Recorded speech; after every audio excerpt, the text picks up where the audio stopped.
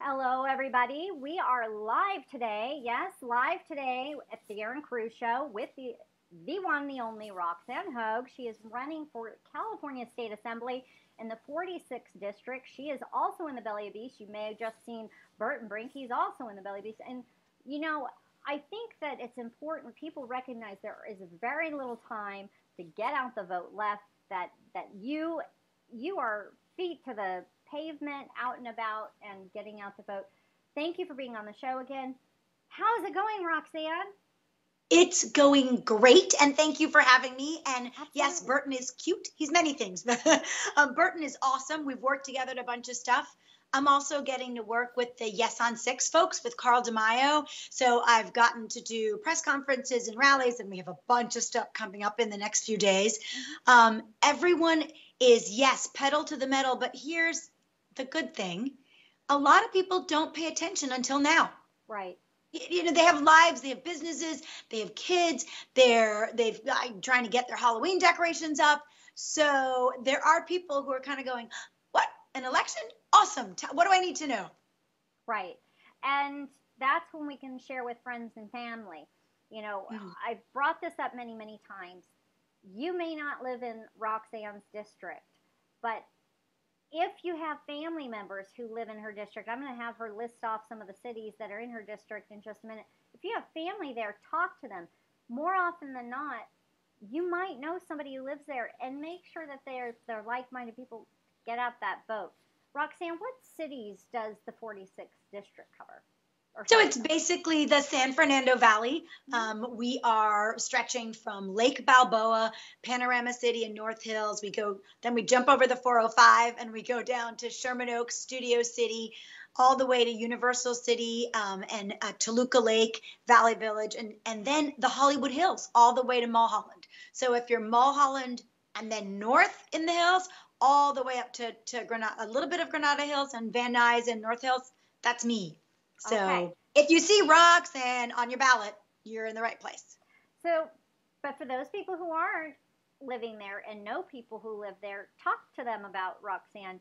I think a lot of this um, election cycle, and the media isn't going to want to cover this topic alone. A lot of candidates aren't getting mainstream media coverage at all. And a lot of this information is grassroots outreach, word of mouth, sharing with friends. Social media is a huge one. Candidates putting their information out there, like you've done. You have a Twitter, you have a Facebook page, you have a website where people can get a hold of you. So when they get their ballot, they can reach you. And YouTube, where we And have YouTube. this great campaign video that I have in English and in Spanish because I speak bad Spanish, but it's better than no Spanish. I have a 30-second, a 2-minute. I think the biggest thing we're fighting is that California in particular, in general, and LA in particular, we have such a ginormous ballot and we've been so overwhelmed by the other side that people with common sense, no matter what their party affiliation is, people with common sense who just look and go, that doesn't seem to be working. If I've hired someone to fix my roads and bridges for 20 years, for example, as we have with Caltrans, and all of a sudden today they're saying if we vote yes on six, the bridges are going to collapse. I think a normal person Fear goes, tactics. yeah, well, why weren't you fixing it last week? Like, I mean, what stopped you from taking care of business and doing your job for the past 20 years? So there's a lot of us like that who have common sense, who aren't involved in politics, who kind of gave up and said, eh.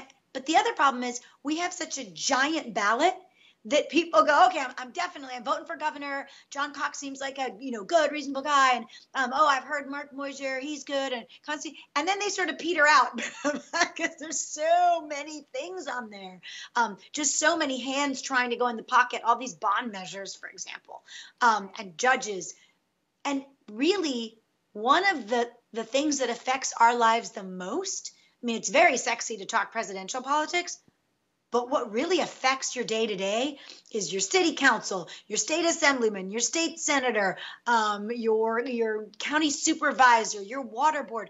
Those people they can, as William F. Buckley used to say, they, it's someone who, when you're taking a shower, they want to reach in and adjust the temperature for you. Those are the kind of people that run for those offices, and man, are they in power. And we got to stop them. They are in power, but I do think that the media, the mainstream media, is underestimating the people, their will to have a good life, their desire for liberty and to retain their freedoms. And the fact is this, there's only so long you can keep stealing other people's money and trying to put it to some program and get away with it. There's only so long that you can run a state for 20 years, or the national level, run a country for 20 years and say, we have all these problems and I'm here to fix it, elect me again. Yeah. And again. And again. And again and again. It's not working. What you did last time, if you had a handful of years and you didn't continually produce, you're fired. Let's trump that. You're fired. And put somebody in and at least give them a shot, because part of it is, some people say that if you don't have a background, and I got this with my U.S. Senate campaign run, I'm not a politician. Well, you know what? Darn well, good thing I'm not. That's why we want to vote for people like you. We need people in offices who are real people, who can relate to the people. You can do your job, do it effectively and efficiently. You'll know the problems. You know the people, what their concerns are, be able to address the issues, and rely on other individuals for some of the fine point details.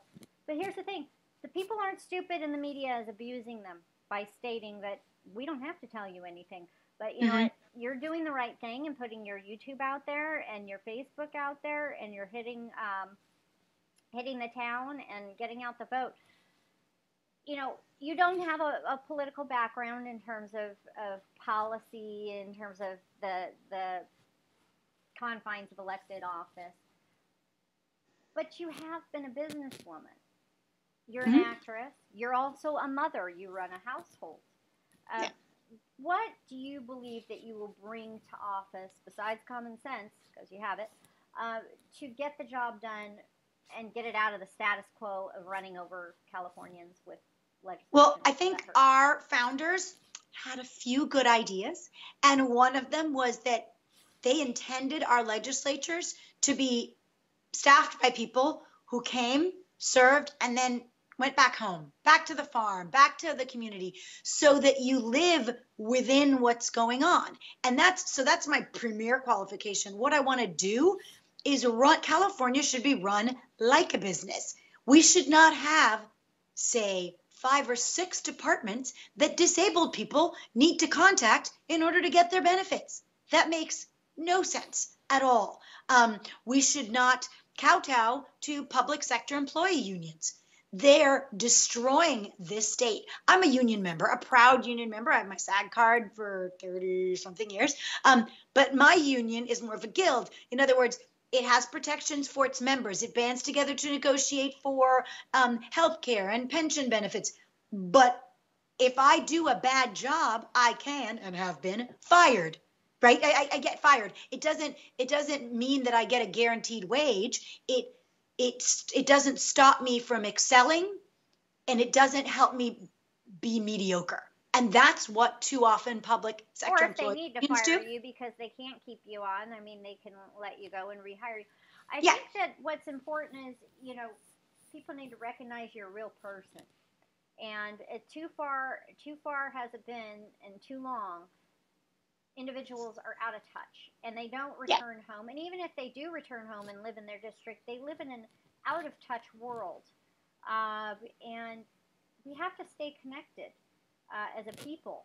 I'm not even just talking about politicians, just as a people, as communities, because we're divided. We are so divided. We have to come together and start looking out for those individuals, like the homeless, like the veterans, like those individuals who've been, I was talking with somebody else earlier today, like the individuals who, there are even homeless children and other individuals who, we have to take care of them and love our communities.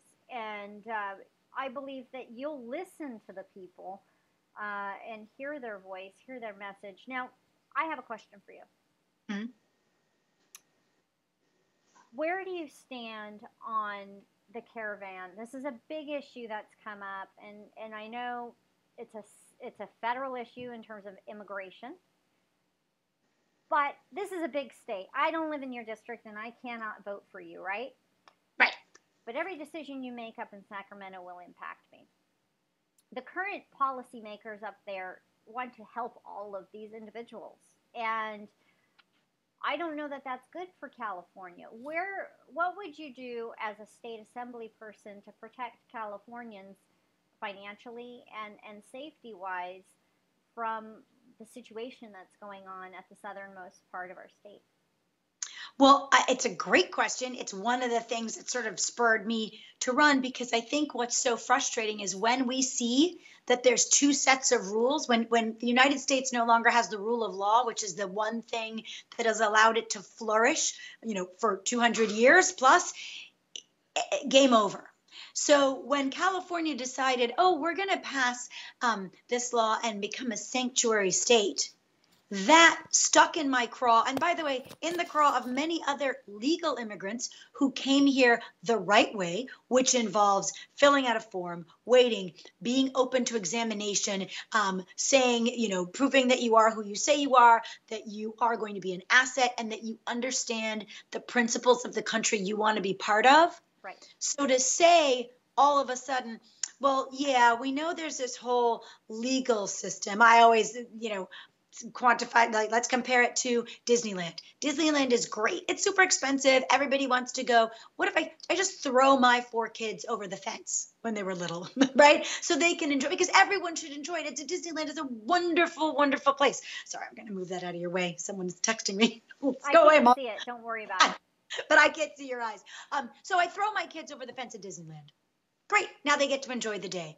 Well, actually, no, because Disneyland was prepared for X number of visitors, and that they run a business, and it has to be able to accommodate the number of people there. And by the way, at the end of the day, when the kids are discovered, for them to now argue that they get a lifetime annual passport is complete madness. So what we did in California was our legislature said, yeah, I know you have to follow all the laws, Erin, and you, Roxanne, have to follow the laws, and you don't get to declare sanctuary from, paying your taxes, or our restrictive rules about opening a business or having a liquor license, or any of those laws.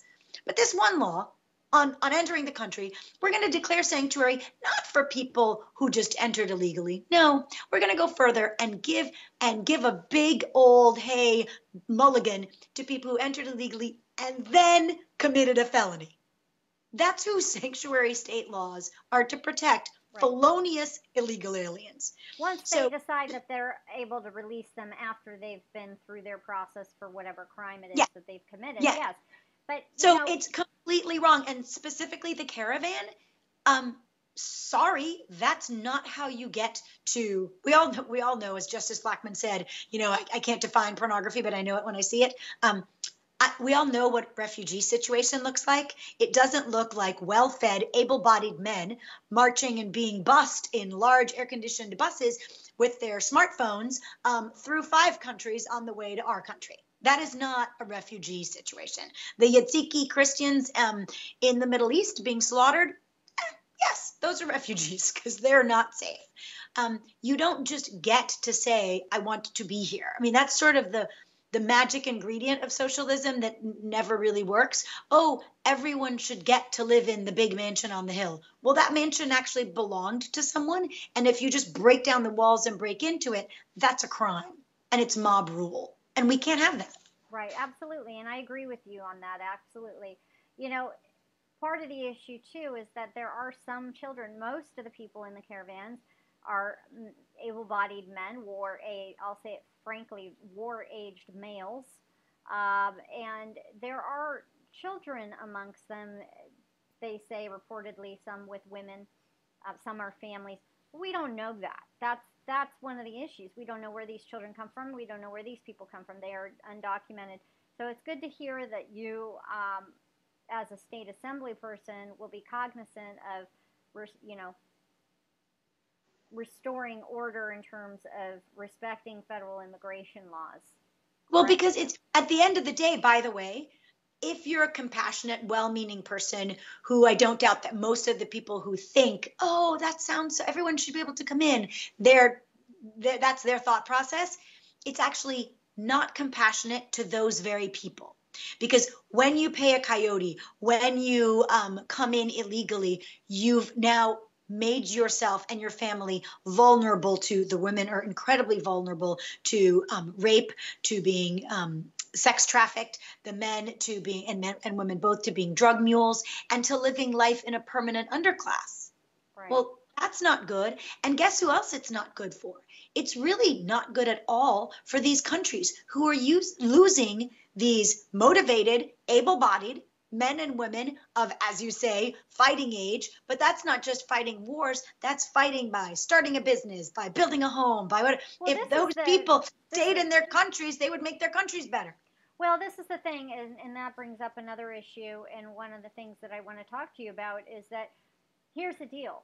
If we have individuals who are coming to our country, fleeing their own country, able-bodied individuals who could work and what have you, why aren't they fighting to rebuild their own country? Why aren't they fighting to rebuild their own country?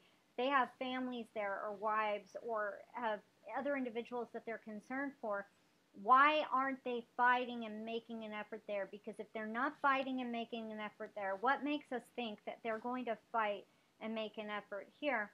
You know, you bring up a good point about the working and putting energy into the economy in terms of what they could do at home. You know, some people might argue that if they're here and we keep them here, that they, you know, somehow might be able to impact our economy in a positive way. Where do you stand on, say, Mexico and America coming up with better immigration laws for work visas here? Because that's another solution. Well, we actually have a system. So I'm from Jamaica, island of, not New York, and Jamaicans for years have used guest worker visas to come here. Here from Mexico already. We have billions in trade. And then you come and you work whatever job, you know, whether it's a tourism job that's seasonal, or an agricultural job that's seasonal, and then you go back home. But I think people went back home to Jamaica because, for all its warts, our system works better. You know, it's a beautiful place that people wanted to return to. Well, that was their home, right? So they would go to work, and then they would be home. Exactly. You know, and that's the idea. You can't have open borders and a welfare state. Because you're just continually inviting people in.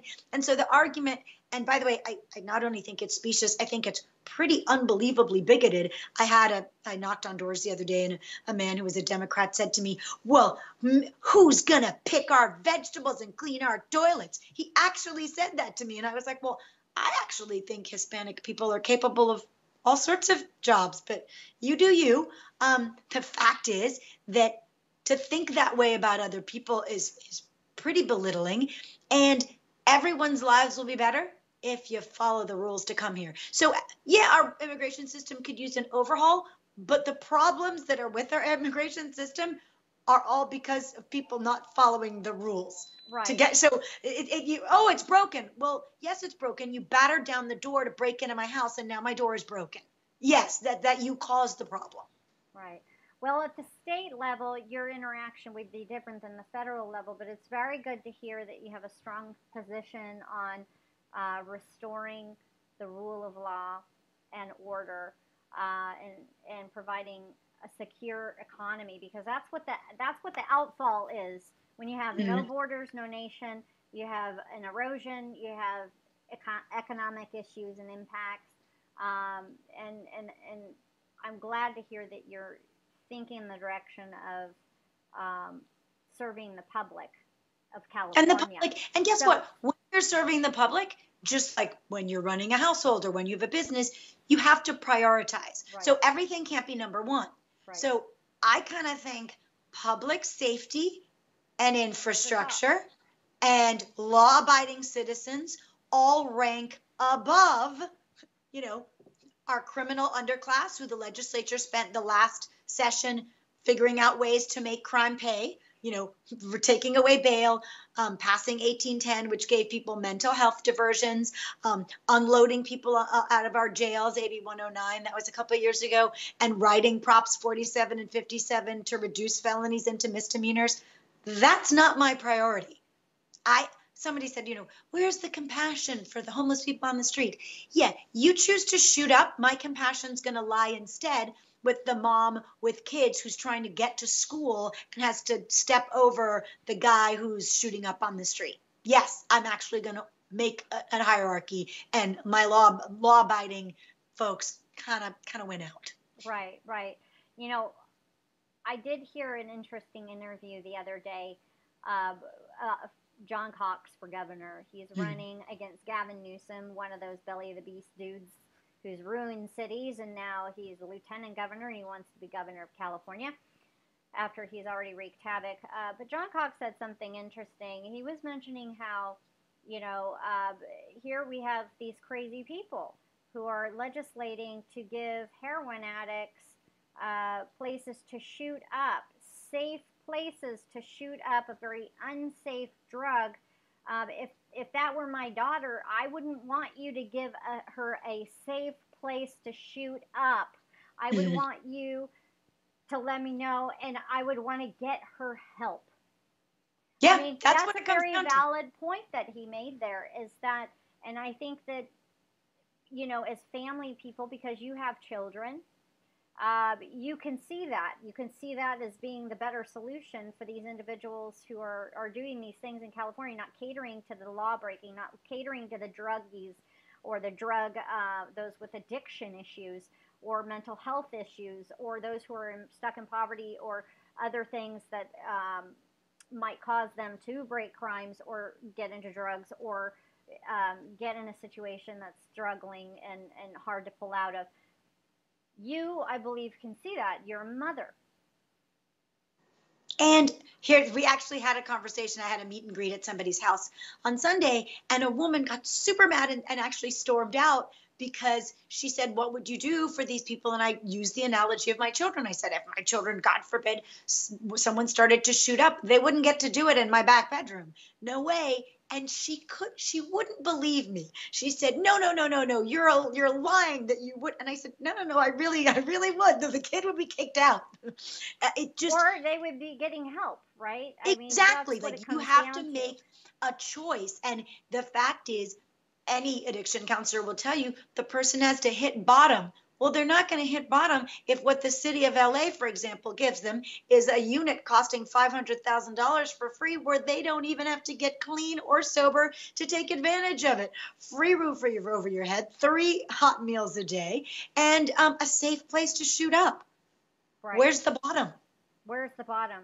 And it is a hard drug to get off of, but it's a very real issue. And these are the types of things that Sacramento are legislating, putting tax dollars to. And that's a big concern, because I don't believe that problem, that drug, those situations are going to get better with that type of legislation in place. And as a matter of fact, it could very well get a lot worse. So, Roxanne, thank you for expanding on your hardline stance. And I would say, and that hardline is actually the most compassionate way to take care of it. Right, for absolutely. Example, if anyone has time to read, 100 pages, what happened in New York City in the early 80s is so instructive. That place was headed, down the toilet really fast. There were people on the streets. Garbage was piled high. Everybody was getting mugged. And they, as liberal as they were, voted for Republican Rudy Giuliani, and he, with Bill Bratton, had the broken windows policing system. And they said, you have to take care of the small crimes to break the culture that allows big crimes to happen. We're all seeing it here. I don't know about you, where you are, but in Southern California, you can't have, a grocery bag in your car without expecting that it would be stolen. You can't go to the library without 2 cops standing guard because of the homeless people doing God knows what in between the stacks. We're not living in a civil society anymore. So we have to adapt broken windows policing. We have to let law enforcement enforce the law, and remember that our priority is public safety and the welfare of people who do want a civil society. Wonderful. Well, I believe that that is a lot of information for folks to absorb, and it's good information as well. Roxanne, can you give the people your information, your website, and how they can get involved in your campaign in these few days left? Absolutely. The number one thing we can do, especially here on social media, is share, share, share, especially on Facebook, but using YouTube, using Twitter, because what happens is those of us with common sense here in California, we start to feel that we're alone. Oh, our vote doesn't matter. It's just me. It's not just you. You are not alone. There are more of us than there are of them, but they've cowed us into being silent for too long. And I don't want to move away from California. I bet your listeners and watchers and followers have either moved and want to come back or they don't want to leave. So go to my website. It's rightonusa.org, RIGHT. It's also Roxanne Hoge for Assembly, but nobody can spell my last name. So I just do also rightonusa.org. And there you'll get links to Twitter, Roxanne for 8046. Facebook, Roxanne Hoge for Assembly, and YouTube. And definitely check out the video because no matter where you live, it's actually sort of illustrative of what's happening in California. And so spread the word. If anyone can spare $20 to $100 to get out the message in or the last couple days. If you can max out your contribution. There's only a few days left in California. Every dollar counts. The current incumbent in your district, District 46, is horrific. He's got $700,000 to play with. So yes, I can use all the help I can get. So, well, thank you again for coming on the Erin Cruz Show, Roxanne. Hopefully we'll hear from you right before the election, maybe even the day of the election. We'll see. Yeah. And I think that we just all have to stay connected, patriots, and spread the good word and get out the vote. And tell your friends, you don't have to be a Republican to vote Republican. You just have to not want steaming piles of dung on your streets. There you go. On that note, in a nutshell. We want to leave on a little bit cleaner note.